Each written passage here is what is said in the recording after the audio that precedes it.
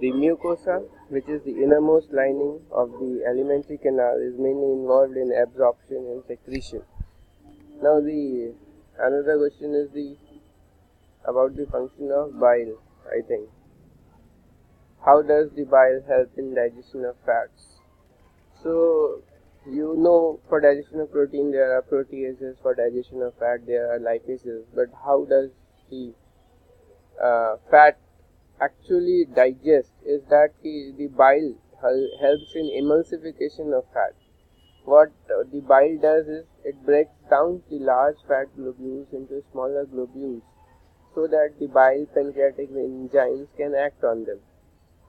होता क्या है कि बाइल जो है बेसिकली एक डाइजेस्टिव जूस है जो कि लीवर में बनता है और गॉल ब्लैडर में स्टोर होता है.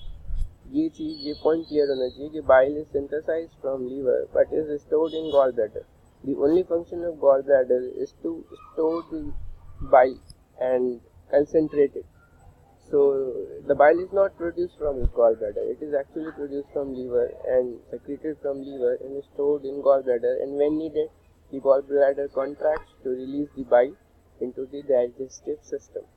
So the bile juice has bile salts such as bilirubin and biliverdin. This bilirubin biliverdin breaks the large fat globules into smaller globules so that the pancreatic enzymes can easily act on them. इसी को बोलते हैं हम emulsification of fat. और bile juice का दूसरा काम क्या है कि ये जो मीडियम है, मतलब जो ड्यूटेनम में जब फूड आ जाता है तो उस मीडियम को पेट में एसिडिक होता है पीएच, क्योंकि HCl हाइड्रोक्लोरिक एसिड होता है. अब जैसे ही वो ड्यूटेनम में आता है पेनक्रियाटिक जूस निकलता है तो मीडियम अल्कलाइन हो जाता है. क्यों? क्योंकि जो ड्यूटेनम में एंजाइम्स को एक्ट करने के लिए अल्कलाइन मीडियम चाहिए.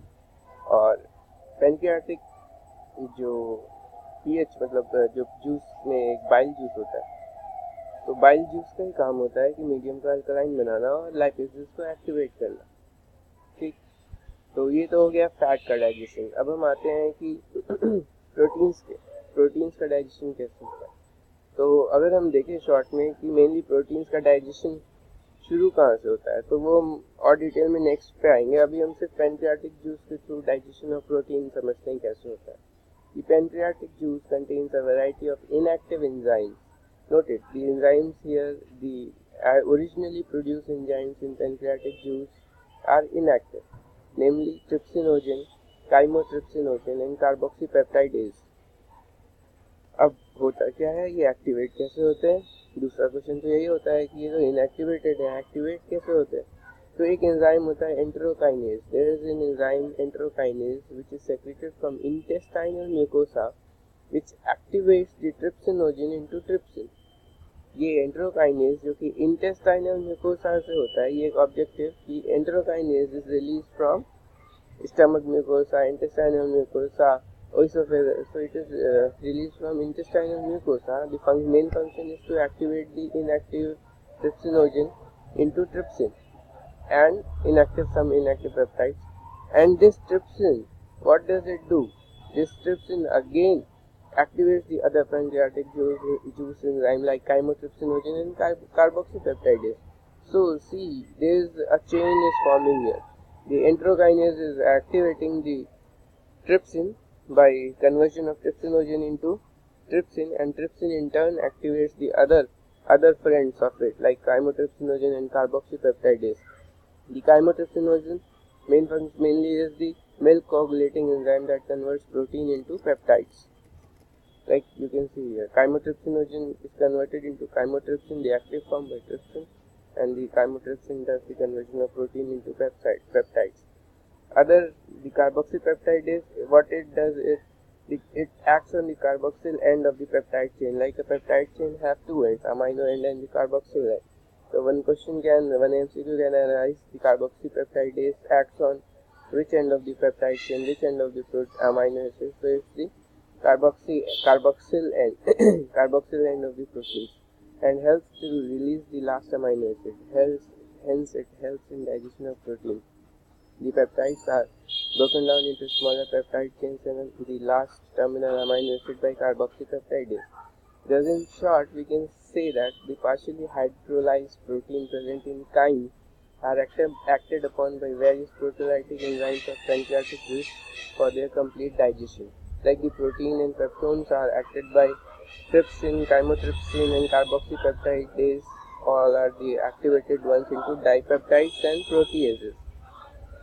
Now we have seen the digestion of protein in the duodenum part by the pancreatic juice. How come it occurs in the stomach? So basically the digestion of protein begins in the esophagus, in the stomach, and if you ask for carbohydrate, then it begins right from the mouth. I will come it to later. So the digestion of protein, what you have to remember is that it begins in the stomach and is completed in small intestine. The digestive juice secreted in gastric gland present on the stomach wall is called gastric juice. The food that enters the stomach becomes acidic on mixing with this gastric juice. अब हमको जानना है कि gastric juice के अंदर होता क्या क्या है. The main components are HCl, hydrochloric acid, pepsinogen, this is also the inactive form, mucus and renin. अब कैसे पेप्सिनोजन एक्टिवेट होता है, ये तो इनएक्टिव है. So the hydrochloric acid dissolves the bits of food and creates an acidic medium so that the pepsinogen is converted into pepsin. See, here the hydrochloric acid is indirectly activating the pepsinogen. How? By creating an acidic medium. So the acidic medium converts the pepsinogen into pepsin. So for action of pepsinogen, acidic medium is needed, which is maintained by hydrochloric acid. The pepsin is a protein digestive enzyme. The first enzyme which acts on protein is starting from the stomach. It is secreted in its inactive form called pepsinogen, gets activated by hydrochloric acid. Same thing, the protein breaks into proteases and peptides by the pepsin. The renin, as we have read here, the gastric juice contains HCl, pepsinogen, mucus and renin. So what does renin does? Renin is also a proteolytic enzyme released in an inactive form called prorenin. The renin plays an important role in coagulation of milk.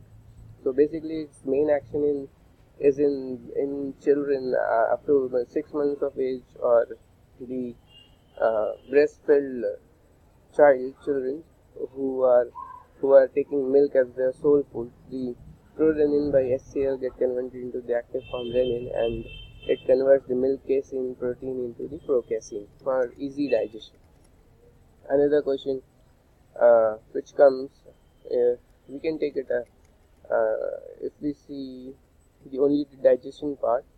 So there is one question: the bile juice contain no digestive enzymes, yet it is important for digestion. Why, man? So see, bile is a digestive juice secreted by liver. It is true, although it does not contain any digestive enzyme. It does not digest anything. But what it does a very important thing. It emulsifies the fat. ये क्या करता है, बड़े बड़े fat globules को छोटे छोटे टुकड़ों में तोड़ देता है. उससे क्या होता है, फैट का एब्जॉर्प्शन, डाइजेशन इजी हो जाता है. इसके अंदर कुछ पिगमेंट्स होते हैं जैसे बिलिरुबिन और बिलिवर्टिन. तो इससे क्या होता है, emulsification ऑफ फैट. अब एक बार फैट छोटे छोटे टुकड़े में टूट गया, अब उसका एब्जॉर्प्शन और डाइजेशन मच ईजियर हो गया. उसके ऊपर लाइपेसेस एक्ट कर सकते हैं उसको और तोड़ने में. So bile juice also make a medium alkaline and activate lipase. That's why it is very important for digestion. Now this question described the digestive role of chymotrypsin. What two other digestive enzymes of the same category are secreted by its source gland? Same thing, the chymotrypsinogen converted by trypsin into chymotrypsin. Chymotrypsin converts the protein into the simpler form peptides. Now the same thing which I have told about proteins. Coming to next question, how are polysaccharide and disaccharide digested? Now after protein and fats, I come to the another and the most important, means the major part of our diet is carbohydrate, the polysaccharide and disaccharides. So as I have told, the digestion of carbohydrate starts from mouth and remain continue up to the small intestine region of the alimentary canal. The enzyme that acts on carbohydrate collectively are known as carbohydrates. So in mouth, as the food enters, is mixed with saliva. Saliva secreted by salivary gland contains a digestive enzyme known as salivary amylase. Very important enzyme, acts as a particular pH of 6.8. So basically a slightly acidic case. So the starch by salivary amylase is broken down into maltose, isomaltose and limit dextrose. So remember it, maltose, isomaltose and limit dextrin. Salivary amylase continue to act up till oesophagus. Means in oesophagus it is acting, but as the food reaches the stomach and the pH changes from 6.8 to the more acidic one, this amylase stops its function, and in intestine the digestion of carbohydrates occur by different set of enzymes. So what happens is the food get mixed by the pancreatic juice and the intestinal juice upon coming to the duodenum second part. So pancreatic juice contains the pancreatic amylase, which again starts the digestion of carbohydrate from polysaccharide to disaccharide. So starch by amylase is converted into disaccharide by the pancreatic juice, pancreatic amylase. Similarly, the intestinal juice contains a variety of enzymes like disaccharidases, which further converts the disaccharidases into monosaccharidases. Like the maltose is broken down into its component to parts of glucose, the lactose into glucose and galactose, the sucrose into glucose and fructose. So you have to remember this: the lactose consists of glucose and galactose, the sucrose basic units are glucose and fructose. Okay. So what happens if HCl were not secreted in the stomach? What the hell you are talking? HCl is very important. See, HCl, what does the primary function is, if you see, is the in digestion. If you talk about digestion, is that it maintains the acidic pH, acidic medium, which allows the pepsinogen to convert into pepsin. Otherwise the protein will not be completely digested. Therefore HCl अगर नहीं secret होता है तो pepsin activate नहीं होगा. दूसरा function क्या होता है, इसमें तो प्रोटीन का डाइजेशन इफेक्ट हो गया. सेकेंड फंक्शन इज कि it also acts as a protective function, as at this low pH, the pH is around 1.8, see, very acidic pH. So at this low pH, the foreign bacteria, viruses get deactivated or killed by this low pH, and we get protected from those. So coming to next question, how does butter in your food get digested and absorbed in body? So it is a question asking indirectly about the fat digestion. As butter is a fat product and get digested in small intestine, the bile juice secreted by liver contain bile salts. It's the same thing, I am just reading it, that break down the large fat globules into smaller globules so as to increase the surface area for the action of lipases. This process is known as emulsification of fat.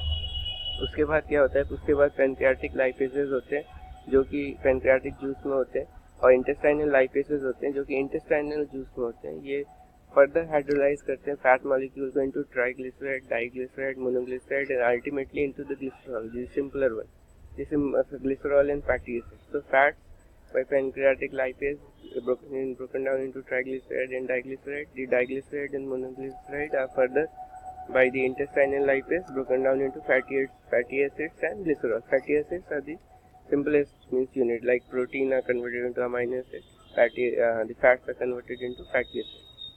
उसके बाद क्या होता है, उसके बाद फिर fatty acid absorb हो जाते हैं, ग्लिसरॉल अपने एब्जॉर्ब हो जाता है. और अगर हम देखें तो absorption of fat is an active process. क्या होता है उस समय, फैट्स जो होते हैं हाइड्रोलाइज होते हैं फैटी एसिड्स और ग्लिसरॉल में लेकिन क्योंकि ये वाटर इनसॉल्युबल है तो ये एब्जॉर्ब कैसे होंगे हमारे गट के थ्रू. तो उसमें क्या होता है कि ये स्मॉल ड्रॉपलेट्स बना लेते हैं फैट. जो हाइड्रोफोबिक पार्ट होता है अंदर हो जाता है और जो हाइड्रोफिलिक पार्ट होता है बाहर हो जाता है, जिसको बोलते हैं मिसल. ये मिसल जो होते हैं, ये जो विलाई होता है जो हम लोग अभी पहले पढ़े थे कि विलाई ऑफ द इंटेस्टाइन, उसके थ्रू जो होते हैं माइक्रोस्कोपिक पार्टिकल्स होते हैं, दे फिर मिसल्स जो होते हैं रिफॉर्म हो जाते हैं into small microscopic particles called chylomicron, which are small protein coated fat globules. See, protein are hydrophilic part and the hydrophobic are the fat globules, and these chylomicrons are transported to the lymph vessel in the villi. From the lymph vessel these are absorbed into the blood, and from blood to the every part of the body. So the next question in the next part of the video, the question will be protein we have already discussed. So the next question would be about the tooth. Explain the thecodont and diphodont.